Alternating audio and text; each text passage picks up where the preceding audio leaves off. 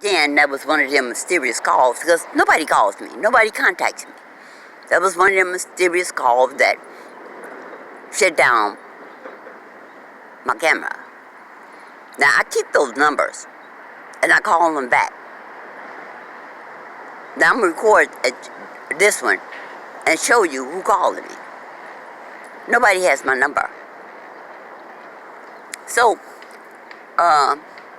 I tried to reassure her how much I loved her and that there'll always be food for her to eat. She started returning to be a child again. I got her a little dog. She said she wanted a dog. And she became a child again. So then I got the notification that foster care, the system wanted me to let her start visitation rights with her family again, with her mom. So her mom came, picked her up, took her home. But that evening when Anita came back, her whole attitude had changed. She wasn't a child anymore. So I said, Anita, what's the matter? She said, Mom has Ben back in the house. Ben had molested her again. So of course I go to court.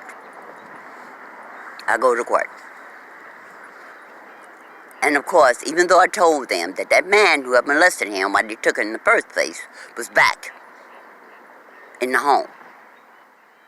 And of course they did nothing. They said I still had to let her continue to visit her mom.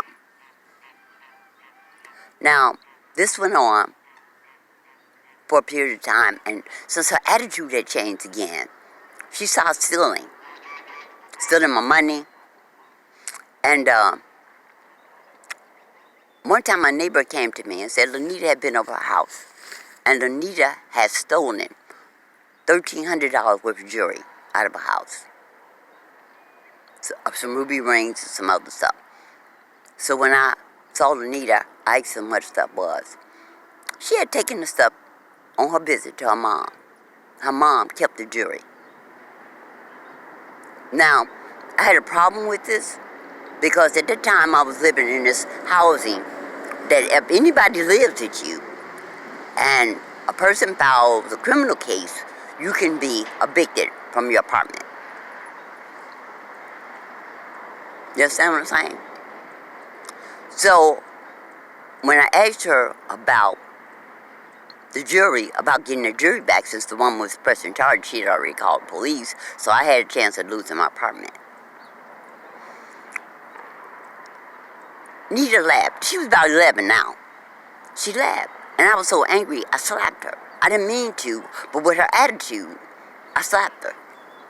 So we go back to court, and I'm thinking, well, now they're going to take her because I slapped her. Of course, they did not.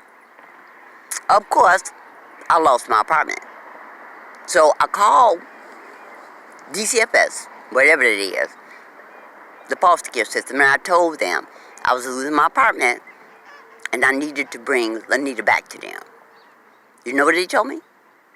To take her to a shelter with you. They would not take her back. No matter what. They would not take her back. Told me to take her to a shelter with me. So, this system is not about taking care of children or even foster parents that are trying to help.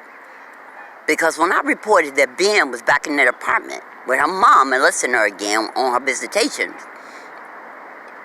they should have taken away all her mom's rights and arrested that man. But they did not.